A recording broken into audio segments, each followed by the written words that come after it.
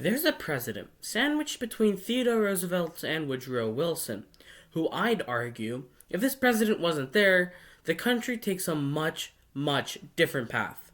And I think it's for the worst. William Howard Taft won the 1908 presidential election, defeating Democratic loser of three elections, William Jennings Bryan, riding the tides of his popular predecessor president, Theodore Roosevelt. He received 321 electoral votes in that election. He was sworn in on the 4th of March, 1908.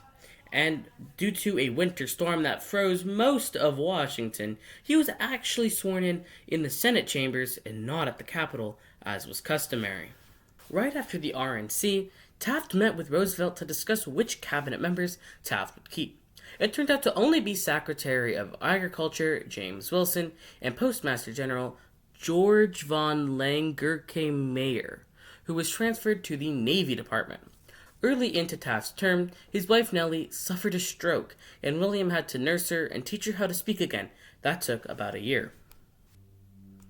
Taft made it a priority to restructure the State Department, noting it is organized on the basis of the needs of the government in 1800 instead of 1900. The department finally was organized into geographic positions. The department's first in-service training program was established, and appointees spent a month in Washington before heading to their posts. At the time of Taft's presidency, protectionism through the use of tariffs was the standard bread-and-butter position for the Republicans. The Dingley Act tariff had been enacted to protect American industries from foreign competition. The 1908 party platform had supported unspecified revisions to the Dingley Act tariff, and Taft interpreted this to mean reduction. He then held a special order of Congress to talk about the issue. Scenario E. Payne, chairman of the House Ways and Means Committee, had held hearings in late 1908 and sponsored the resulting draft legislation.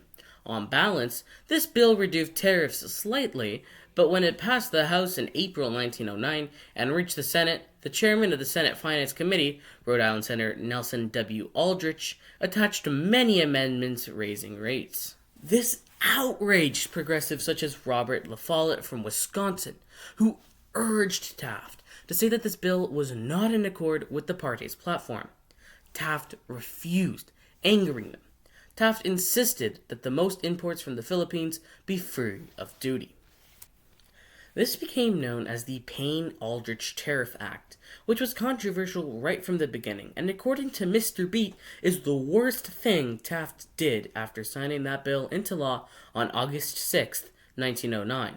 In Taft's annual meeting with Congress in December, he urged a free trade agreement with Canada. At that time, Britain still decided our foreign policy, so it wasn't really up to us.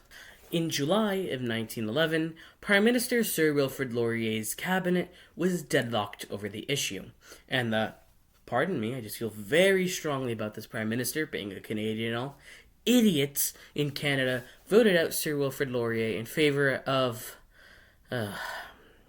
Sir Robert Borden. Why do I always have to keep saying his names in videos? Anyways, Borden threw out any agreements with the Americans because of course he did. You know what? In order not to get my opinion seeking through in this video anymore, I'm just gonna move on to Latin America, cause that's where Taft introduced a dollar diplomacy, believing that the US investment would benefit all involved. The policy was not so popular in Latin America, and they didn't want to become protectorates of the United States. No foreign affair controversy tested Taft's policy more than the Mexican Revolution. Even when Taft entered office, and long before that, Mexico was increasingly restless under the grip of longtime dictator Porfirio Diaz. Many Mexicans backed his opponent, Francisco Madero. There were a number of incidents in which Mexican rebels crossed the United States border to obtain horses and weapons. Taft sought to prevent this by ordering the United States Army to the border areas for maneuvers.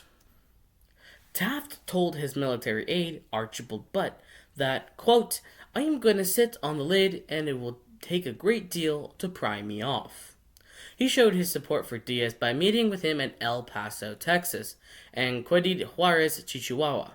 the first meeting between a U.S. and a Mexican president, and also the first time an American president had visited Mexico. You'd think that, Polk might have, since he kind of declared war on the place. Yeah, I'll admit, I haven't made Taft look like the best president. Well, he's just simply not. My favorite president is Calvin Coolidge. I don't like to hide it. I have said it loudly, and I still believe that he is the best president. But anyways, this is about to change. Taft continued Roosevelt's efforts to break up trusts and monopolies through lawsuits brought under the Sherman Antitrust Act. Taft brought up over 70 cases in 4 years. Roosevelt brought up only 4 in 7. In October 1911, Taft's Justice Department brought suit against the U.S. Steel, demanding that over 100 of its subsidiaries be granted corporate independence, and naming as defendants many prominent business executives and financiers. The pleadings in this case had not been reviewed by Taft, and alleged to Roosevelt had fostered monopolies and had been duped by clever individualists. Roosevelt was offended by the references to him and his administration in the pleadings, and felt that Taft could not evade command responsibility by saying he did not know of them. Roosevelt was an ardent conservationist, assisted in this by like-minded appointees, including Interior Secretary James R. Garfield, not James A. Garfield, and Chief Forester Gifford Pinchot. Taft agreed with the need for conservation, but felt it should be accomplished by legislation rather than by executive orders. He did not retain Garfield, an Ohioan, again, not James A. Garfield, as secretary, choosing instead a Westerner, former Seattle Mayor Richard A. Ballinger. Now, Roosevelt was surprised at the replacement, believing that Taft had promised to keep Garfield. And this change was one of the events that caused Roosevelt to realize that Taft would choose different policies. And then, in 1912, William Howard Taft would realize he had no shot of getting reelected. Theodore Roosevelt decided to run against Taft for the 1912 nomination for the Republican Party. The RNC actually, surprisingly, chose Taft.